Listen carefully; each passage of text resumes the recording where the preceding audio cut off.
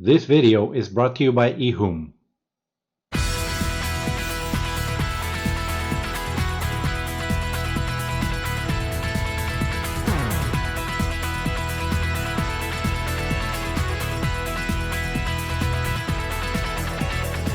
Hello and welcome back to another simple tech review.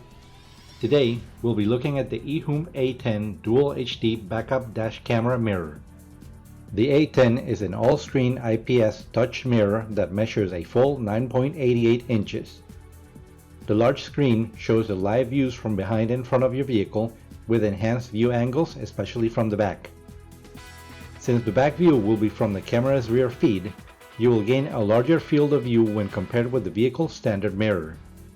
And the back camera also has a very nice feature of changing the view to a close-up of what's behind you when you shift into reverse. Let's begin with the unboxing.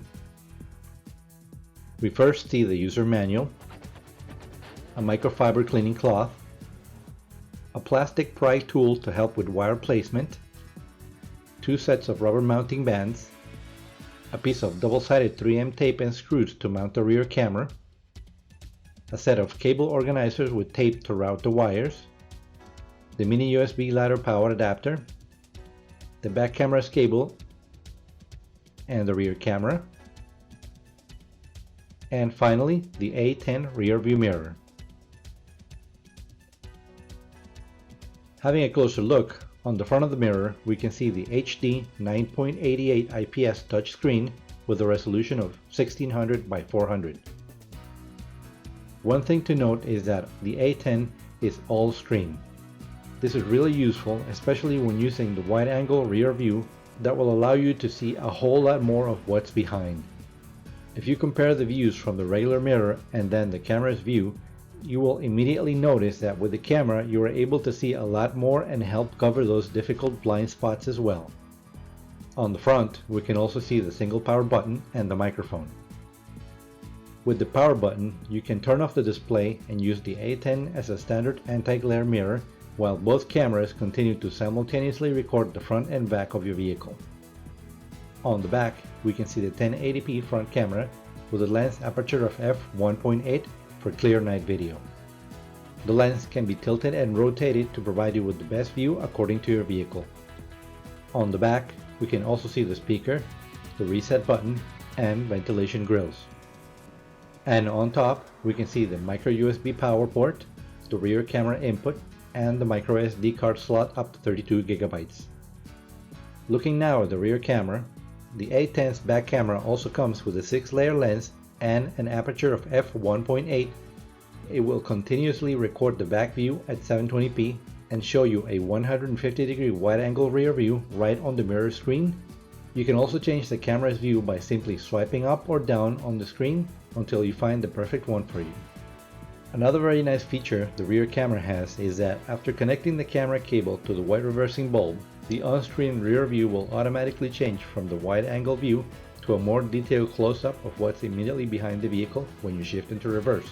This will help you spot any potential obstacles and maximize safety when you are backing up. Let's now have a quick summary of the installation.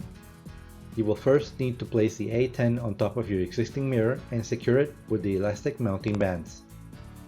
Then, connect the rear camera cable and route it to the right under the headliner all the way to the back of your vehicle.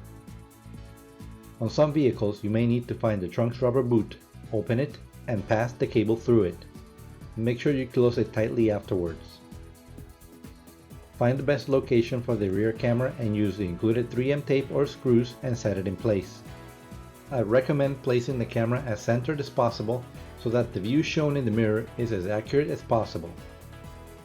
Now, if you like to use the automatic reverse view, you will need to connect the red and black wires to your white reversing bulb.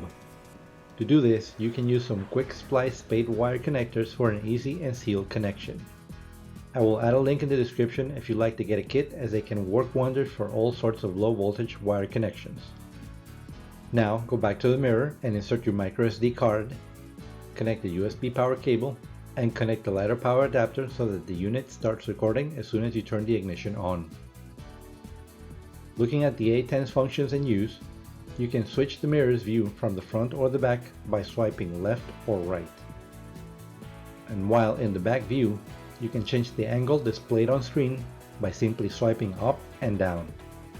You can tap the screen to bring up the mirror's controls. Here you can change the screen brightness, start or stop the recording, take a photo of both front and back views, mute the microphone, emergency lock the current video recording, play back your recorded files, and go into the settings. In the settings, you can change the front camera's recording resolution, set the recording file interval between 1, 3, and 5 minutes, set the G-sensor sensitivity, switch the parking monitor on and set the sensitivity, format the SD card, set the date and time, change the language, reset the factory defaults, and change the volume.